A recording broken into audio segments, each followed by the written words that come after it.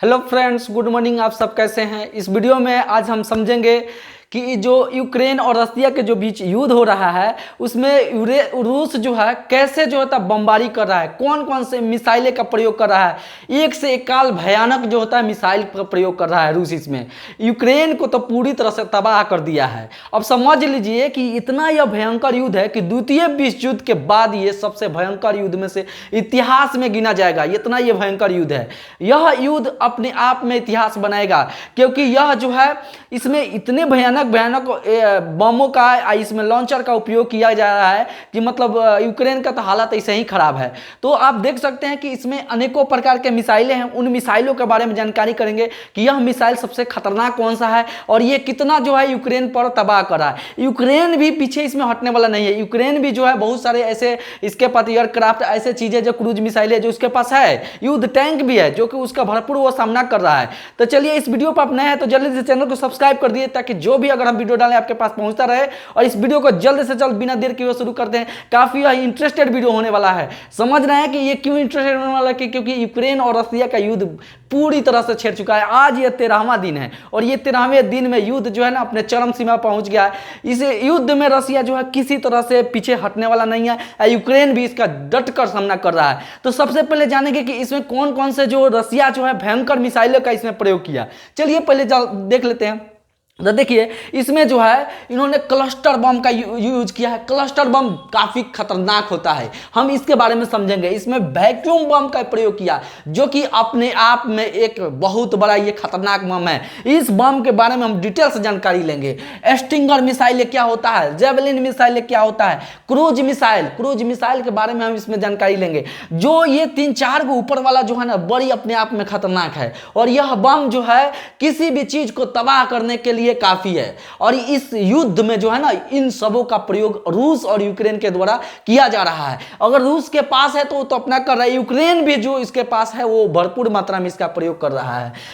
NLAW missile, multiple launch rocket system, लड़ाकू विमान का यूज रहा है, Mi-8 का यूज किया जा रहा है, तोपे और मोटर का इसमें यूज किया रहा है। यानी कि सारे जो है काफी खतरनाक जो है इस तरीके सारे मिसाइलें जो है इस युद्ध में भारी मात्रा में जो है रूस और यूक्रेन के द्वारा किया जा रहा है। अब इसमें देखेंगे, देखिए अगर युद्ध हो रहा है तो केवल रसिया का ही क्षति नहीं, यूक्रेन का ही क्षति नहीं, दोनों देशों का क्षति हो रहा है। इसमें दोनों देश के सैनिक मर रहे हैं। दोनों देश अलग अलग दावे कर रहे हैं कि इनके तोपों को मैंने इतना मार दिया है, इनके एयरक्राफ्ट को इतना मैंने मार दिया, इतने सैनिकों को मार दिया। दोनों देश एक दूसरा से शेयर कर रहे हैं, एक दूसरा के मतलब बता रहे हैं कि हम इतना मार दिए उतना मार दिए। लेकिन सबसे ज्यादा किसी को सारी दुनिया जानती है कि ये रूस का कितना बड़ी ताकत है। पूरे विश्व में जो है ना रूस दहशत फैला दिया है। यानी कि ये यूक्रेन का युद्ध है पूरे विश्व में दहशत फैल गया इस युद्ध से। तो चलिए हम सबसे पहले समझते हैं कि क्लस्टर बम क्या होता है। यह क्लस्टर बम जो होता है काफी खतरनाक बम होता है। यह एक ऐसा बम होता है ना, देखने में तो ये बम की जैसे आकार की तरह ऐसे करके होता है और ये बम जो होता है ना इतना भयानक रूप लेता है कि इसमें अलग अलग तरह के बमों का जिसे गुच्छा कहा जाता है। ये क्लस्टर बम जो है बमों का गुच्छा, ये जब निकलता है ना तो ये दूर दूर तक फैलकर बहुत लोगों को, बहुत चीजों को, वो सिस्टम को बर्बाद कर देता है। ये क्लस्टर बम का उपयोग सबसे पहले जो है तालिबान के रहने वाले, जो अफगानिस्तान के जो तालिबान में रहते थे, वो ओसामा बिन लादेन, अमेरिका ने ओसामा बिन लादेन को मारने के लिए ये क्लस्टर बम का प्रयोग किया था। उसमें जबरदस्त जो है इसका प्रयोग किया था और ये अपने आप में इसलिए खतरनाक हो जाता है कि ये गुच्छा वाला बम है। जब निकलता है तो चारों तरफ फैल जाता है, दहशत फैला देता है और इतना दूर तक ये रेंज कवर कर लेता है कि अपने आप में ये खतरनाक हो जाता है। यह बम अपने आप में काफी खतरनाक है, गुच्छा होने के चलते ये फैलता है। समझ गए होंगे। तो सबसे पहले जो है इसमें अमेरिका इसका सबसे पहले प्रयोग किया था और ये जो है अफगानिस्तान के रहने वाले जो ओसामा बिन लादेन थे उनको मारने और पकड़ने के लिए बहुत मात्रा में क्लस्टर बम का प्रयोग किया गया था। दूसरा चीजें जो है सबसे भयंकर कोई बम है वैक्यूम बम। वैक्यूम से ही पता चल रहा है ना कैसे ये वैक्यूम बना ले रहा होगा, नामे से पता चलता है। सही में इसका करनी भी वही है, जैसा नाम इसका करनी है। चलिए ये समझ लेते हैं कि ये वैक्यूम बम बना कब और इसका इस्तेमाल क्यों किया जाता है। ये जो बम है 1960 ईस्वी में अमेरिका और सोवियत संघ द्वारा विकसित किया गया था। यह बम 1960 में सोवियत संघ द्वारा अमेरिका और सोवियत संघ द्वारा विकसित किया गया था। इस बम को मदर ऑफ ऑल बम के नाम से जाना जाता है। यह बम देखने में इतना खतरनाक है कि ये जितना देखने में खतरनाक है उतना ये अपना रुतबा भी दिखाता है। यह बम जो होता है TOS-09 एक टैंक रॉकेट लॉन्चर होता है, उसी से ये इसको लॉन्च किया जाता है। ये लॉन्च करते समय इतने ये ज्वाला पैदा करता है, ये इतना अधिक खतरनाक ज्वलनशील पैदा करता है कि ये उतना ही विस्फोट होता है। और ये देखिए, ये जो TOS जो रॉकेट लॉन्चर होता है, जो धरती पर इसको रखा जाता है, ये रॉकेट लॉन्चर का रेंज जो है ना 4 मील है। 4 मील समझ रहे हैं ना, 1.6 को 1 मील कहा जाता है, तो इसका जो रेंज है वो 4 मील है इस रॉकेट लॉन्चर का। और ये जो है ना कई प्रक्रिया में काम करता है। यह जब निकलता है ना तो आग के तरह छोड़ता है, आग समझ रहे हैं ना, गोला की तरह पूरा, जिस तरह से ये है ना, ये तो क्रूज मिसाइलें हैं, जब वो निकलता है तो आग की तरह। जब ये 100 फीट पर होता है ना तब पहले चार्ज में एरोसॉल का अत्यधिक ज्वलनशील गुब्बारा उत्पन्न कर देता है। एरोसॉल का अत्यधिकशील माने कि बहुत ज्यादा ज्वलनशील जो होता है गुब्बारा तैयार कर देता है, गुब्बारा की तरह, और आर्सेनिक क्लाउड का निर्माण कर देता है। समझना, आर्सेनिक मतलब आर्सेनिक का बादल निर्माण कर देता है। एरोसॉल अपने साथ जो होता है ना, यानी कि ये जो आर्सेनिक होता है अपने साथ ज्वलनशील डस्ट, केमिकल्स, असंख्य बूंदे जो है ना रिलीज करता है, इसीलिए यह अपने आप में खतरनाक हो जाता है। यह इसका जो क्लाउड होता है ना इतना तीव्र अधिक बढ़ा देता है, इसके बादल का जो बनता है, क्लाउड्स बनता है, इसको इतना अधिक तीव्र बना देता है कि यह जो वहां बंकर बने होते हैं ना, बंकर में जो शिपर आता है, बंकर में घुस के ये मरता है। और ये जब बंकर में घुसता है ना तो शरीर के एक एक चीज को छितरा छितरा कर देता है। यानी कि शरीर के बंकर में सैनिक छिपे हुए थे, यानी कि समझ लीजिए कि यह जब बादल की तरह होता है तो समझ लीजिए कितना खतरनाक हो जाता है। यह जब धमाका होता है ना तो इसको जब धमाका होने के बाद जो बादल होता है ना वो ऑक्सीजन का इस्तेमाल करने लगता है, यानी कि उस एरिया का जितना ऑक्सीजन होता है ना उसको इस्तेमाल करने लगता है। और यह इलाके में जितने भी ऑक्सीजन है उसको सिकुड़ने लगता है, और सिकुड़ने के साथ ये वैक्यूम क्षेत्र बना लेता है, इतना अधिक वैक्यूम क्षेत्र बना लेता है कि वहां प्रेशर अधिक हो जाता है, और उसमें इसका इतना टेम्परेचर रहता है ना, टेम्परेचर, कि कोई भी व्यक्ति या कोई भी इंसान में पड़ेगा ना गल उल के खत्म हो जाएगा, गल जाएगा सफा, उसमें देर ये नहीं है। इसीलिए जो होता है ना ये वैक्यूम बम अपने आप में खतरनाक है। इसलिए अमेरिका जो क्या बोलते हैं, रूस जो है इसको भरपूर मात्रा में इसका यूज कर रहा है। और ये यूक्रेन जो है इसको पहली बार जब युद्ध का 5वें दिन हो रहा था तो 5वें दिन इस वैक्यूम बम का इस्तेमाल रसिया किया था। अब सोच सकते हैं कि इसका बम का इस्तेमाल करने पर ये क्या हालत कर दिया होगा, यानी कि वहाँ का टैंक, वहाँ का मिसाइलें, वहाँ के घर, वहाँ का जो भी सिस्टम है सबको ये तबाह कर देता है। ये मिसाइल बहुत मात्रा में इस पर जो है ना रोक लगा रहता है, लेकिन इसका चलते अमेरिका भी इसको यूज कर लेता है और रूस भी यूज कर रहा है। ऐसे 20 को कैसे देश है जो इसका यूज कर रहा है। तो ये जो है ना यूज करने के लिए लोग करता है, लेकिन ये काफ़ी खतरनाक बम अपने आप में साबित होता है। समझ गए होंगे कि यह एक वैक्यूम बम होता है, अपने आप में किस तरह से फेमस है, और ये इतना खतरनाक होता है ना कि उस एरिया को पूरी तरह से तबाह कर देता है।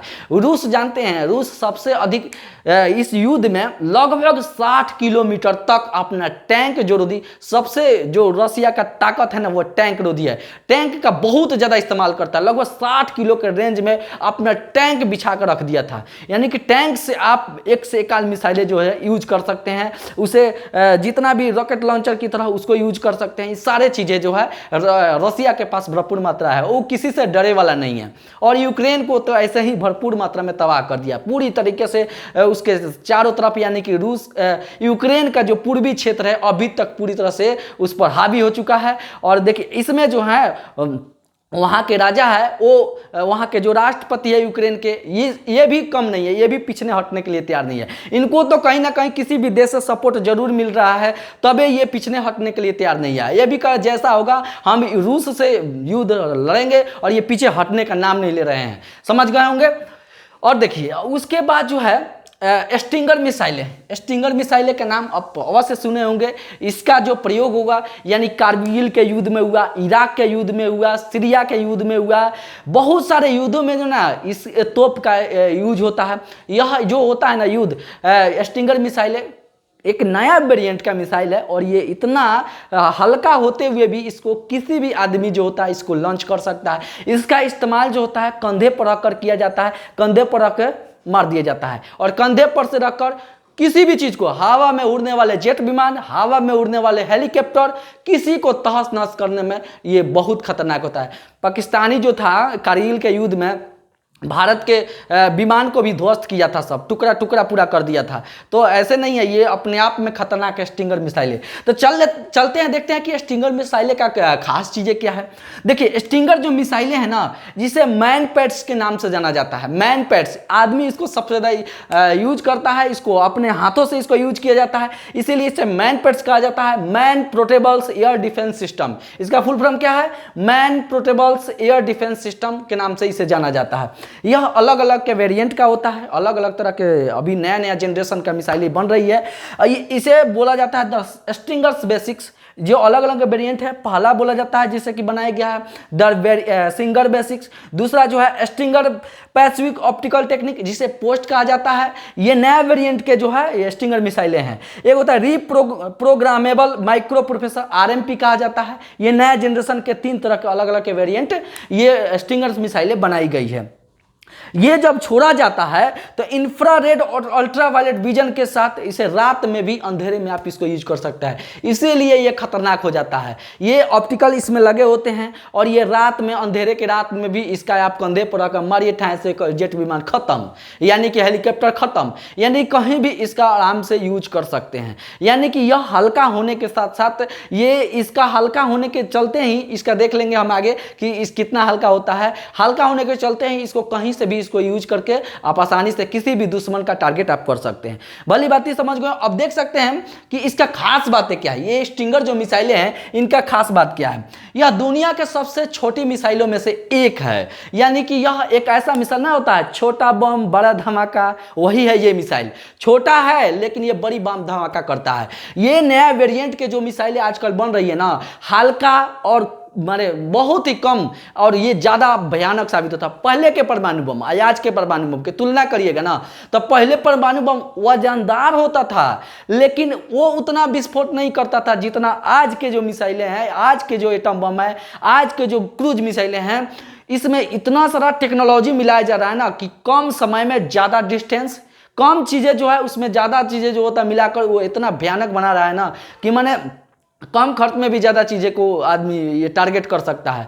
तो ये आजकल के जो मिसाइलें बन रही है काफ़ी खतरनाक बन रही है और इसमें ऐसे लॉन्चर लगे होते हैं, सेंसर लगे होते हैं कि तू जिधर जाएगा बेटा उधर धक्के मारेंगे। इस तरीके की व्यवस्था उसमें किया जा रहा है। हम जब एक एक जो मिसाइल का अगर उस पढ़ेंगे, जैसे कि ब्रह्मोस के चैप्टर में पढ़ेंगे तो ब्रह्मोस के डिटेल्स पढ़ेंगे, है ना। जो भी मिसाइल, पृथ्वी है, अग्नि है, अनेकों प्रकार के मिसाइलें हैं जो कि भारत के पास भी है, रसिया के पास भी है। उस अगर मिसाइल के बारे में हम लोग पढ़ेंगे तो उसके सारा पार्ट वाइज किस तरह से ये काम करता है, कैसे इसमें सेंसर लगा रहता है, किस तरह से ये रडार के द्वारा काम किया जाता है, उन सभी चीजों को टॉपिक करें। अभी हम लोग जो पढ़ाई कर रहे हैं, यानी कि इस वीडियो में हम देख रहे हैं कि रसिया जो है यूक्रेन पर किस तरह से ताबड़तोड़ जो है बमबारी कर रहा है, ताबड़तोड़ उसका इस्तेमाल किया गया जो मिसाइलें हैं, उन चीजों के बारे में आज हम जानकारी ले रहे हैं। तो सबसे खतरनाक मिसाइलें में से एक है स्टिंगर मिसाइलें, जो कि कोई भी इसको यूज कर सकता है, आप भी यूज कर सकते हैं जरूरत पड़ने पर।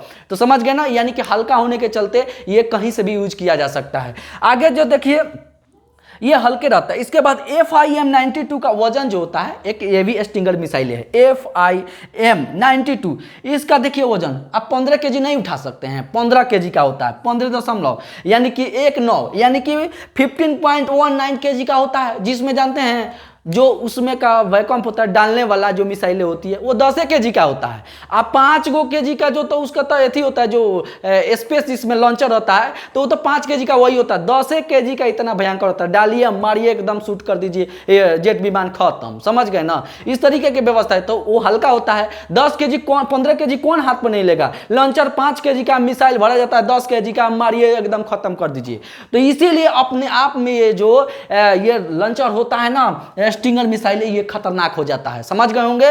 इसका यूज भरपूर मात्रा में है, यूक्रेन भी कर रहा है, ऐसा नहीं है। इसका जो है ना, अमेरिका इसको बहुत पहले भी इसको यूक्रेन के दे चुका है। तो अमेरिका, यूक्रेन के पास भी मिसाइलें हैं। इसका यूज स्टिंगर मिसाइलें का यूज यूक्रेन भी कर रहा है और रसिया भी कर रहा है। तो क्षति तो दोनों को हो रहा है, ऐसा नहीं कि एगो का हो रहा है एगो का नहीं हो रहा है, क्षति इसमें दोनों का हो रहा है। समझ गए। आगे की जो बातें है देखिए, इसका लेंथ, इसका लंबाई कितना होता है 1.5, समझ रहे हैं ना, ज़्यादा दूरी नहीं होता, लाइन ज़्यादा दूरी नहीं होता, इतना ही ऊंचा होता है।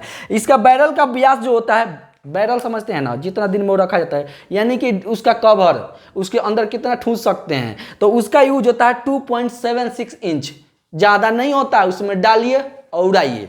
समझ गए ना, ये बैरल का व्यास, बैरल माने मापने वाला जो होता है उसको बैरल बोला जाता है। उपयोग इसका कहाँ कहाँ किया गया था वो तो आपको बता ही चुके हैं कि कारगिल युद्ध में किया गया था, सीरिया के युद्ध में किया था, इराक के युद्ध में भी किया गया था। अब समझते हैं कि ये स्टिंगर मिसाइलें जो है इनको हम लोग कहाँ कहाँ किस किस जगह से मार सकते हैं। तो अभी तक हम लोग समझ रहे थे कि कंधे पर मारते हैं, नहीं, एक ही है कि कंधे पर, कहाँ का कंधा लेके जाइए कंधा पर, इसका जो होता है टैंक पर रख कर आप दुश्मन का कुछ भी कर सकते हैं, यानी टैंक पर भी इसको आप इस्तेमाल कर सकते हैं। मल्टी मिसाइल लॉन्चर जो होता है उसमें आप लगाकर दाग सकते हैं, दुश्मन को तबाह कर सकते हैं। यूरोकॉप्टर और अपाची जो हेलीकॉप्टर है ना, हेलीकॉप्टर में भी लगाइए और दुश्मन को तबाह करिए। समझ रहे हैं ना, यानी कि यूरोकॉप्टर और हेलीकॉप्टर में भी, जो अपाची हेलीकॉप्टर उसमें भी आप इसका यूज कर सकते हैं।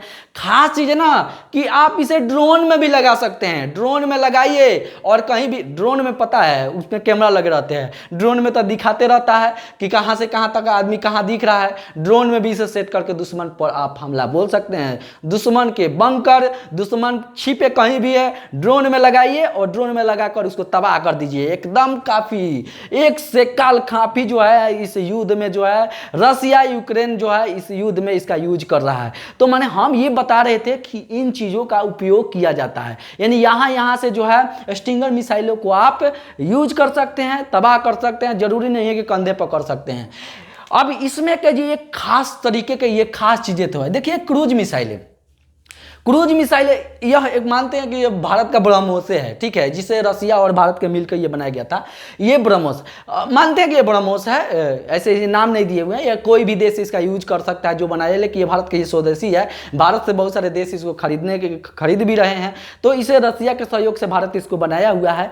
तो यह एक ऐसा क्रूज मिसाइलें हैं जिनको अच्छी तरीके से यानी कि युद्ध पोत में इसको टारगेट आप कर सकते हैं, यानी कि जो नेवी के वाले जो होते हैं वहाँ भी इसका यूज कर सकते हैं, कहीं भी इसका मार करता है। ब्रह्मोस जो होता है धरती और आसमान और कहीं भी इसका यूज आराम से कर सकते हैं। तो ये क्रूज मिसाइलें भी काफ़ी खतरनाक तरीके से इसमें जो युद्ध हो रहा है, यानी कि यूज हो रहा है, इस युद्ध में यूक्रेन और रसिया के युद्ध में क्रूज मिसाइलें का भी भरपूर मात्रा में प्रयोग किया जा रहा है। लड़ाकू विमान, लड़ाकू विमान समझते हैं, जो लड़ने के लिए, अब राफेल भी लड़ाकू विमान के अंतर्गत आता है, MiG-20 ये भी आता है।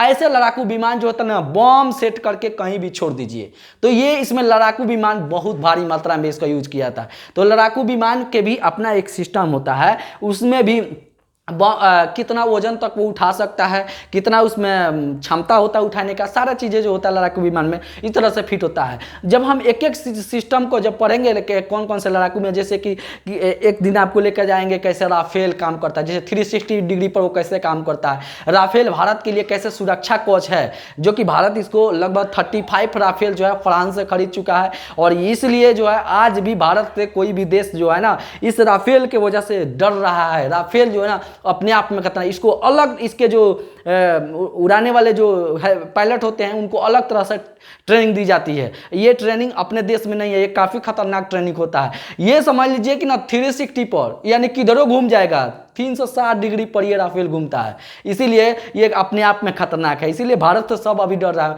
मोदी जी भले कुछ ना करे, लेकिन डिफेंस सिस्टम में इतना भारत को आगे बढ़ा दिए हैं कि भारत का आज भी, आप रूस और यूक्रेन के युद्ध में आप देख चुके थे कि भारत के जो आने वाले लोग हैं, अगर वो भारत के झंडा को लगाए हैं, तो चाहे यूक्रेन का सैनिक हो या रसिया का सैनिक, भारत के दोनों से संबंध अच्छे हैं, ऐसा नहीं है। अभी इसके बाद वाला वीडियो में आपको बता देंगे कि भारत का जो यूक्रेन और रसिया का जो संबंध है, किस तरह से भारत की अर्थव्यवस्था पर भी इस पर असर पड़ेगा। जब रसिया युद्ध कर रहा है और यूक्रेन युद्ध कर रहा है तो दोनों की अर्थव्यवस्था पर भारत का क्या असर पड़ेगा, इस अगले वाले वीडियो में हम जरूर लेकर आएंगे। क्योंकि जो है जब युद्ध होता है तब पूरी तरह से क्षति होता है, आयात और निर्यात सभी चीज़ों पर असर पड़ता है। तो भारत का इसमें क्षति है नहीं, यूक्रेन से बहुत सारी चीज़ों भारत आयात करता है, निर्यात भी करता है, रूस से भी करता है। तो अभी के डेट में ये सब चीज़ों पर अभी तो प्रतिबंध लगा होगा, अभी तो सारा ये दोनों देश पूरी तरह से युद्ध में लगे हुए हैं, समझ गए होंगे। तो ये सारे जो क्रूज मिसाइलें हैं इसमें यूज किया जा रहा है, लड़ाकू विमान यूज किया जा रहा है, MI-118 का प्रयोग किया जाता है, तोप का भरपूर मात्रा में किया जाता है, युद्ध टैंक का प्रयोग बहुत मात्रा में किया जाता है। तो ये सारे युद्ध जो है इसीलिए काफ़ी खतरनाक माना जा रहा है। और यह युद्ध जो होता है कभी कभी ऐसा लग रहा है कि ये तृतीय विश्व युद्ध के नाम से ना जाना जाए, यानी कि तृतीय विश्व युद्ध ही ना हो जाए। लेकिन अभी ऐसा मंजर देखने को नहीं मिल रहा है कि तृतीय विश्व युद्ध होने की संभावना हो। लेकिन अभी दो देश ही इसमें इन्वॉल्व हो रहे हैं, दो देश ही। यूक्रेन को कहीं कहीं न्यूज में बता रहा है कि यूक्रेन भी कहीं कहीं उसको कोई देश छोटा मोटा जो है उसको सपोर्ट कर रहा है। लेकिन रसिया जो है अभी अकेले जो भरपूर मात्रा में ये यूज कर रहा है, कोई दिक्कत नहीं है उसके पास। अभी जितने भी मिशन है भरपूर मात्रा में, और यूक्रेन से डरने वाला नहीं है। और आज का ये 13वां दिन पूरी तरह से खतरनाक दिख रहा है। और चलिए मिलते हैं अगले वीडियो में। जय हिंद। इस चीज को आप समझ गए होंगे, बहुत अच्छे से आप समझ गए होंगे। मिलते हैं अगले वीडियो में। जय हिंद।